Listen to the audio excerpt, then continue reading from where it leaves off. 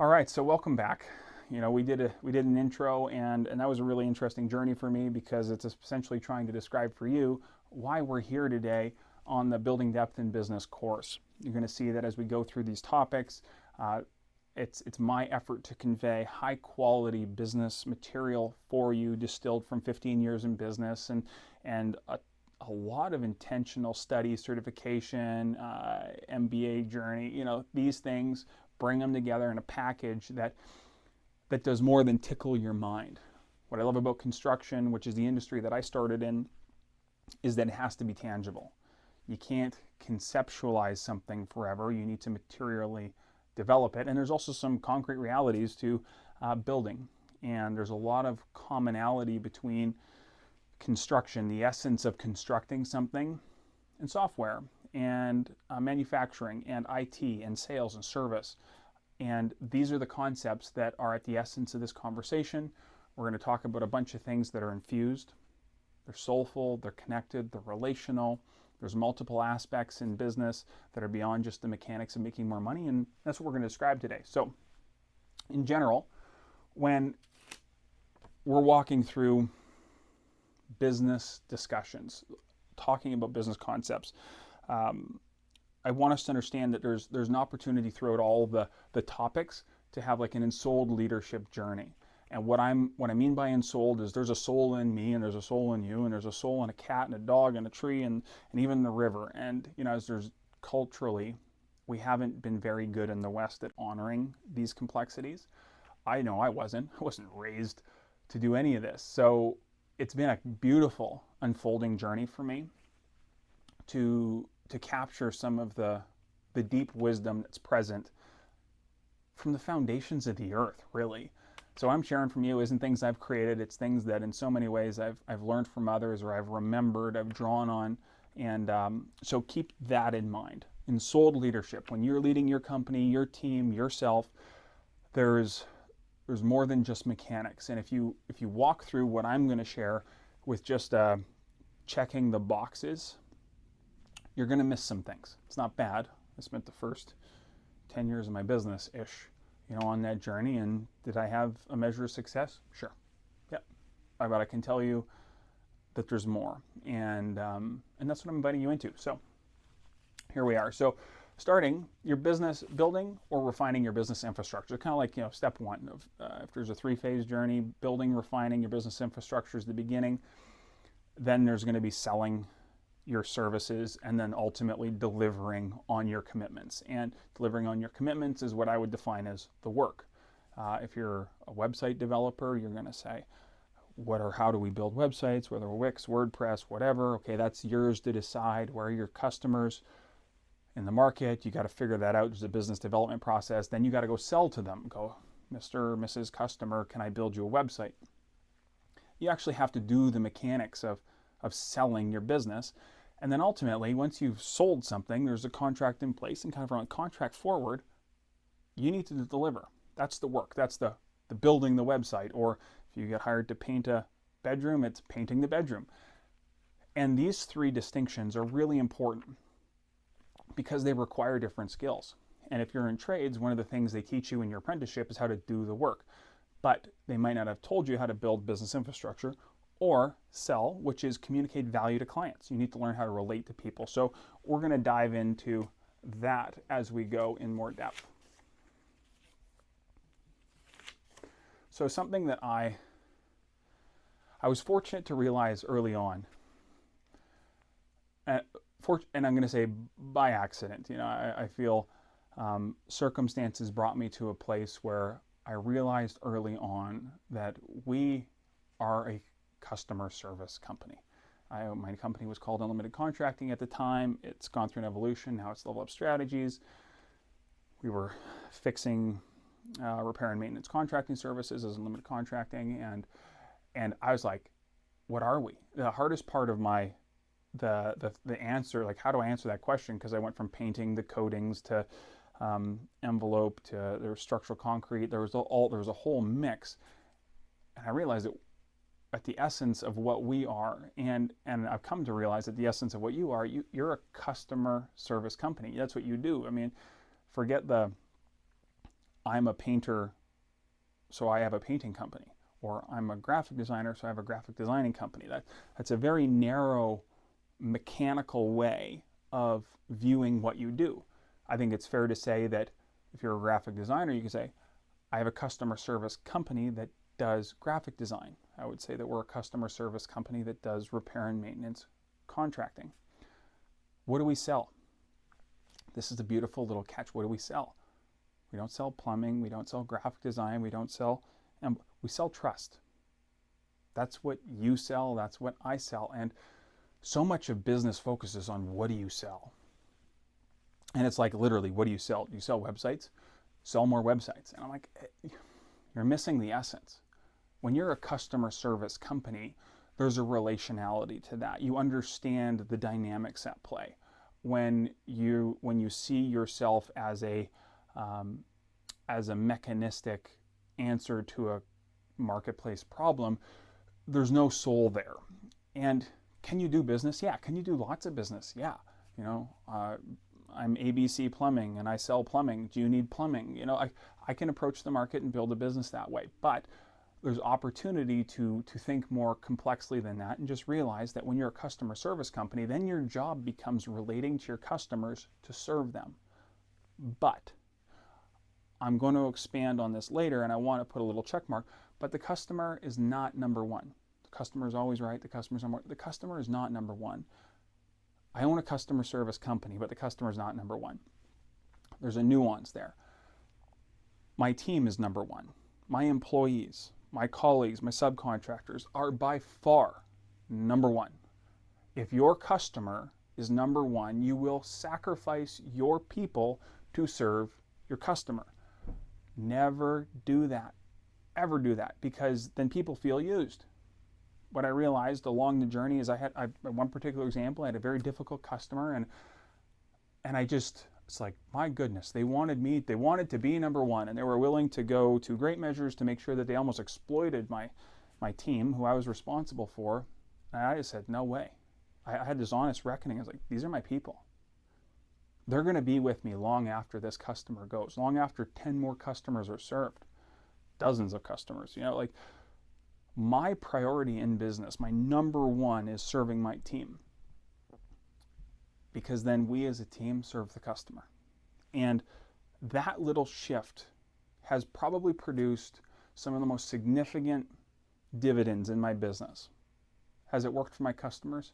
Yeah, totally. Because what was cultivated in my team, when they know, feel, experience, there's tangible, like if I say they're my number one, I need to treat them like they're my number one, and they need to experience that tangibly so that it's real and not just words. Because the people you work with every day will see right through your BS, to put it plainly. And people don't like working for hypocrites. And I've had to put my money where my mouth is on several occasions, and I've made mistakes along the way, but my commitment is to get better. And oops, I'm sorry is a great place to start. And then cultivate something that's in line with your values. If your customer's number one, you'll spend your people on your customers. Your customer will come, your customer will go, and then you're used up to people.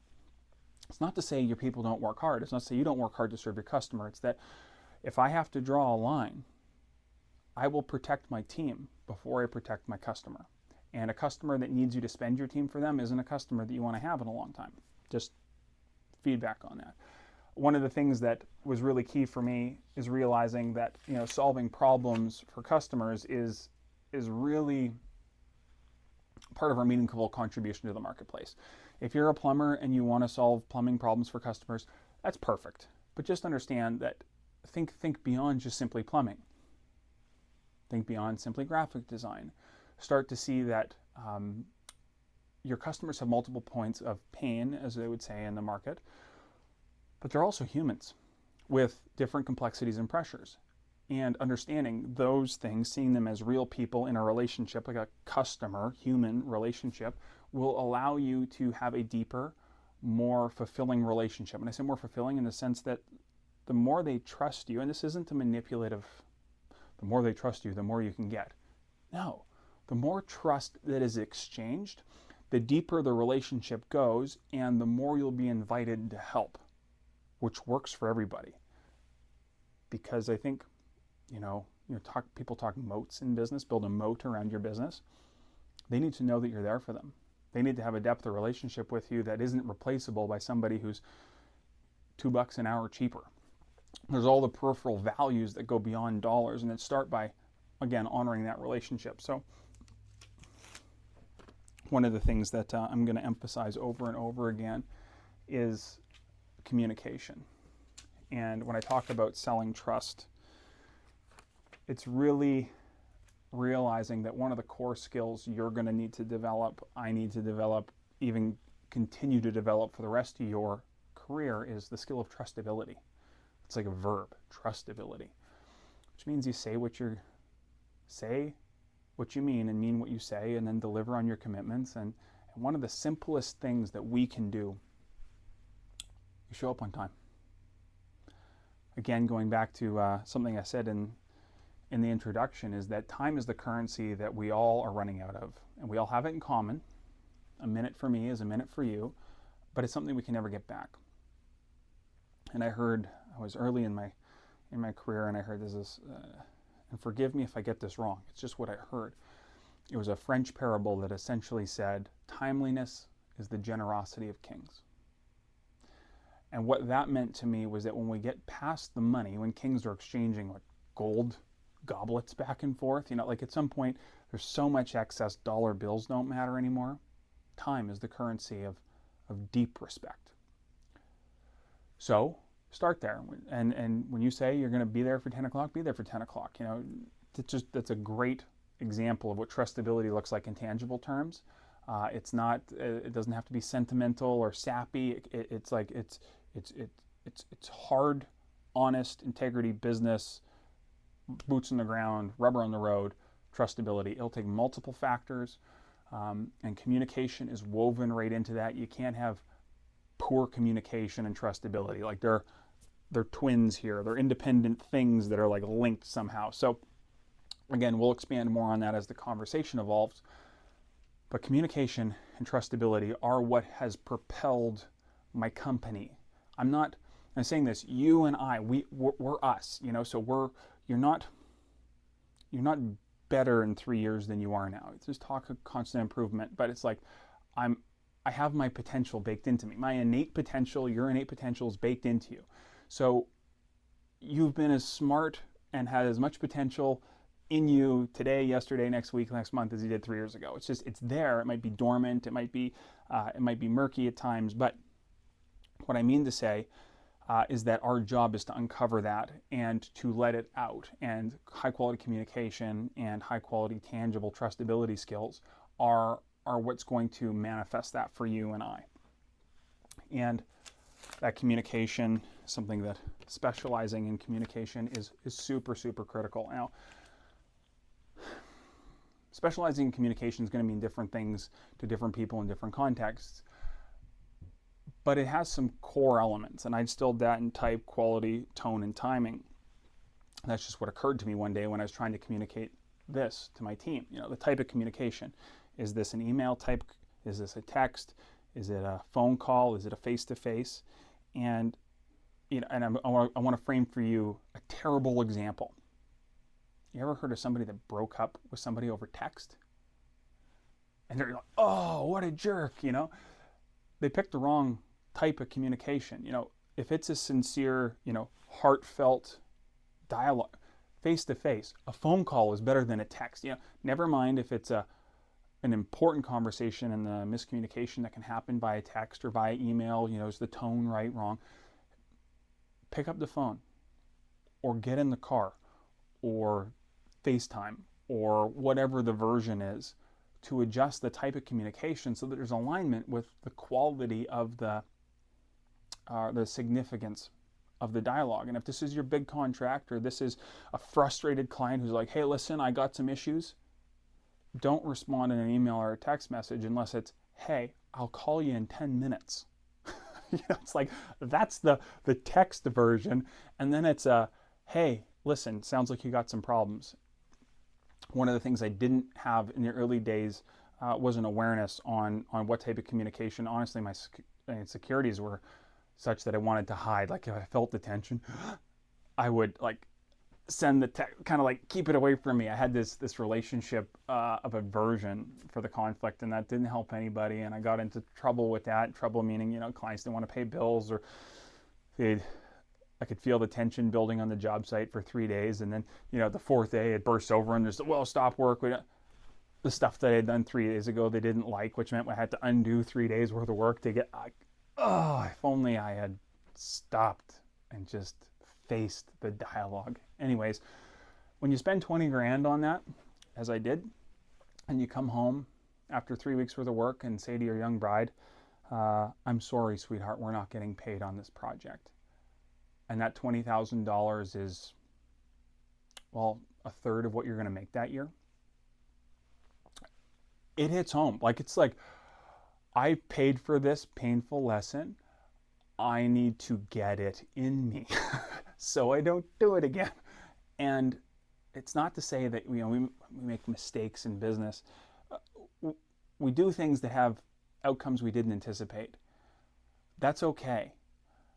Sometimes it hurts. Sometimes it creates significant challenges. Learn.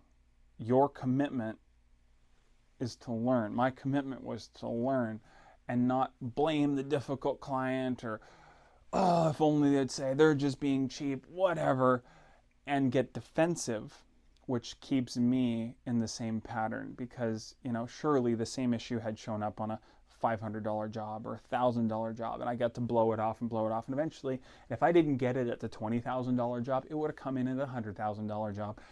And life will keep providing opportunities to face your insecurities and grow. Face them early, save yourself some money. It's a good business. So the quality, the attributes of quality conversation are a lot to do with tone of voice, body posture. You know, on here I got things like, you know, I was sincere about learning how to communicate. So I went to Toastmasters. Why? Because business things, and that used to be me. Because I was shy, I didn't have an awareness of the power of presence and voice, and I had to cultivate that and learn the skill. I had it in me then, but it wasn't developed. It's awkward for people to listen to. And sometimes I used to come in too strong and I just talk about my ideas and paint with big generalities. And I still do this. This is one of the feedback I get, is I paint with like, oh, it never works out.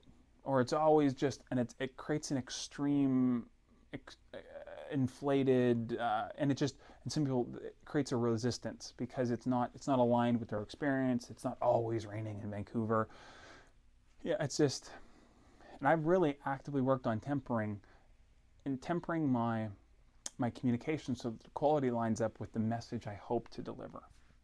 That's, again, personal, real time. You and I, we all get to develop that in your context. Tone.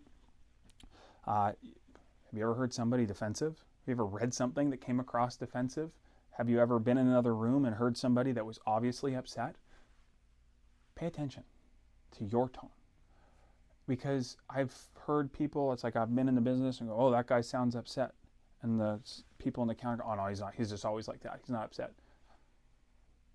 What? You know, the guy needs to pay attention to how his tone of voice is impacting the space around him, especially if you're in the leadership position, because there's just extra influence that you have in your space that deserves the attentiveness to tone. And then timing, by golly.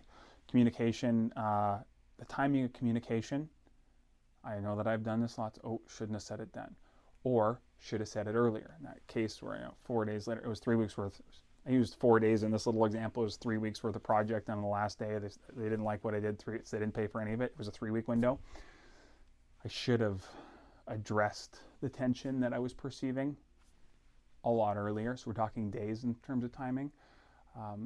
It's also, if somebody's having a really hard day, it's not the time to bring up a difficult topic.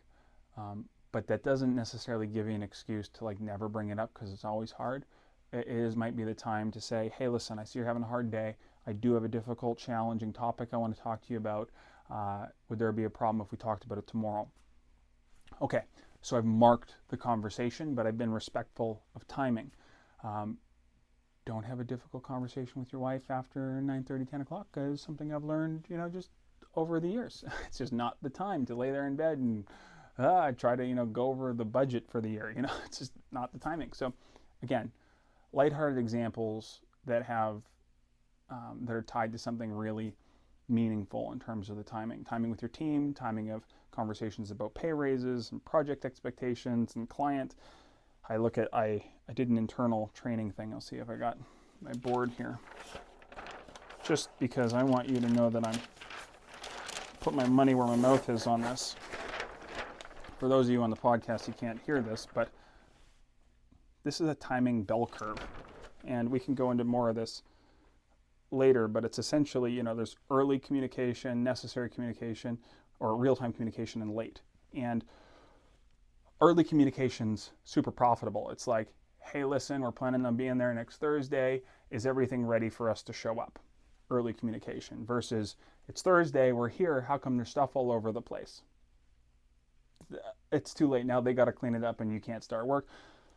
Late communication is us showing up, unloading the truck, and the foreman of the job site coming over and saying, hey, listen, we're not ready yet. The guy hasn't finished what he's doing. You got to come back next week. It's too late. It's late communication. And I'm not going to dwell on that, but simply to go, there is real money to be made and heartbreak to be saved if you learn the timing of communication and keep it on the proactive or early side. Hey, listen, client, we're expecting there's going to be some extra charges coming up. The way I'm seeing into the future here, and I see some things lining, supply chain, whatever. It may affect the pricing. I don't know what the dollars are going to look like yet, but I can promise you, as soon as I get clarity, I'm going to bring them to you and we can have an honest discussion. As distinct from us being aware of that, too busy to bring it up with the client, go perform the work, get to the end, send them an invoice with some extra charges. How is anybody going to feel respected when they get slapped with some extra charges at the end and no communication? So again, real world examples for us. You can apply it in your context. I'm going to press forward for a couple of more minutes because this is just really important, and we're almost on this category here. Communication, there's some other things baked into communication, like your messaging. Do you present yourself as the friendly guy or the friendly lady, the community-minded graphic designer? It's obviously going to express itself on your website, your blog posts, social media, whichever one aligns with your clientele. But how you communicate should be consistent throughout your organization and throughout your messaging. But your communication should also be tailored really intentionally through your quoting, through your emails, through your voicemail messaging, and I got Toastmasters written on there because you learn some things when you get people that are paying attention to how you speak and embracing that feedback. So what we often I didn't pay attention to early on is that my communication and how my clients communicate with me via email. And I didn't realize that my spelling, my punctuation, the way that I phrase things, the chronology of my emails or the length of them was all out of sync with what would have been considered high quality. The better I got at that, the more trust my clients had in me, because that communication was actually where they got to interface with me or meet me. And it couldn't always be face-to-face, with a handshake. It might be that they're leaving a message. If it's, hey, it's Brandon, leave a message, click. That's present. Okay, it's there, but it's nothing high quality. That, hey, it's Brandon, Level Up Strategies, or welcome to, what is my voicemail right now? It's thank you for calling. You've reached the confidential voicemail of Brandon Farr. Please leave your details and I will get back to you as soon as I can. Thanks. Have a great day. Okay. All right, that was an evolution for me, because now they're like, okay, well, there's at least some sincerity. Confidentiality is super important in a day and age where everyone's trying to scrape data from people. We care about cybersecurity. I'm not tracking you or any information from you. I'm not going to sell you anything, and there's no emails coming because your privacy matters. And so I go out of my way to communicate confidentiality as a sign of respect. So that's that. And this special little pink thing is like ace up the sleeve for communication. And it's something that I've never heard in any business consulting, business seminars, or my MBA, therapy. If you want to learn how to communicate, I'm going to suggest you go to therapy. And the reason is so much of how I communicated was driven by my insecurities, driven by my upbringing, driven by my world experiences, things that I wasn't conscious of. So much of how I presented myself was essentially on autopilot. And when I say therapy, yeah, sure, each of us has, some traumatic experiences we can go through and address with a therapist. I have for the last 17 years and ongoing see a therapist or a counselor or a coach, different people at different times and different seasons. But the point was to get honest reflection to grow. It isn't because there's always trauma to address. It's about deeper levels of well-being. It's about being more whole on this journey of life. It's about seeing parts of you that are hidden or in the shadows. And that's why they call it the shadow. It's like it's there, but you can't see it. And it's a distinction from that can be as subtle as something that I remember when I was early in business. I needed my clients to like me. So I would do all kinds of weird things like avoid tension and avoid conflict, and my insecurities kind of kept me on the side because I needed you to like me. So I was tentative. Well, now I need them to trust me, which means that sometimes we walk right into the tension and we have difficult conversations. And I'm okay if they don't like me. I can't make anybody like me. I can't make anybody respect me. But I can be respectable. I can be trustable. I can't make you anything, but I can show up in a way that fosters the kind of relationship I hope to have with you, and also extend independence to you so that you can be you and I'm okay. I can't make you and you can't make me anything. And I can tell you, that's offered me a lot of freedom, flexibility, and opportunity in business, because the things that we're not present to are real. People can feel them. They're tangible, palpable, material things and experiences people have with us every single day. And I'd prefer to take responsibility for those things so that I can curate, cultivate, develop the type of business and relationships and people and life that I aspire towards. And so for me, one of the rich gifts that I could extend to you is, your communication will develop, your ability to be trustable will develop. If you're willing to go and I say therapy, coach, counselor, and this isn't a hoorah, rock and roll, you can do it, crush the business plan, that ego inflating thing that sometimes is marketed all over Facebook and LinkedIn and whatever. Just don't do that. Find somebody that you're able to accept from them the word no. And what I mean by that is all the versions of no that you don't want to hear. Because honestly, if you wanted to hear it, you'd do it. It's not that's easy. We're driven by these naturally aligned things. It's the ones that we're actively avoiding but not aware that we're avoiding that are going to be the critical ones. And it's the ones that you and I need to address. And I was so fortunate to have a couple of folks in my world that I just, for some reason, just was able to, and I say for some reason because I wasn't trained in this, but I respected their no. And when they said, Brandon, you shouldn't do that, or that's a bad idea, or you need to change that and change that immediately, I said, okay. I didn't get to, if I got defensive, oh, what are you doing? I was able to address that tension inside of me and go, you have my best interest in mind. I'm going to yield. And when I sit with so many entrepreneurs, because I have the privilege of being an angel investor and auditing different companies, so kind of like a Dragon's Den kind of thing, and then we do some consulting and mentorship and EIR work with startups in the tech space. And so often I see some young entrepreneurs that don't have the capacity to hear the word no, which means that they often run straight into a wall.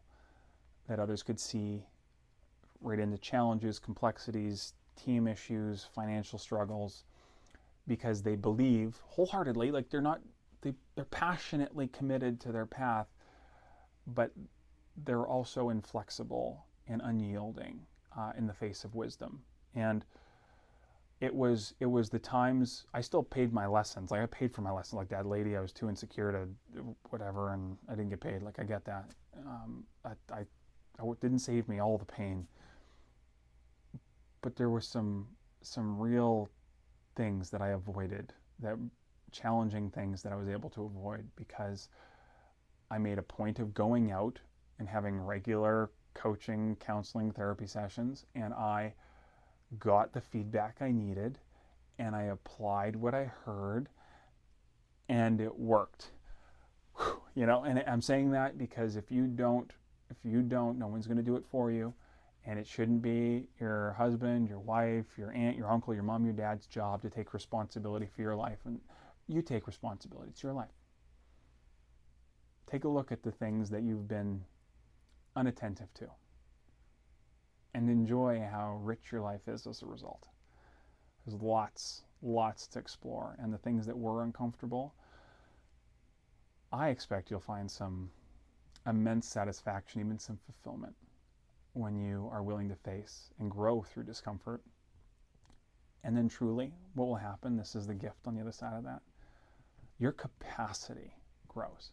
Your ability to handle complexity, tension, circumstances and situations that are difficult for others will be something that you don't have to be comfortable in them, but you can navigate them, and navigate them with integrity, not with white knuckled. You don't have to be in tension. You're not setting up battle. It's not, I gotta against my client or this other subtrade or my pricing. Like you can be okay, because the goal in this life isn't to survive it. It's to grow and learn and be confident in your skin, in the circumstances you find yourself in. And as your communication develops as a result of that, your trustability will increase, your business will grow because clients will exchange that trustability into more value. And I think your experience of life will simply expand. It will exponentially grow in the right directions. There'll be a depth and a breadth that develops. And I'm saying this, I'm sitting here remembering, this is just true.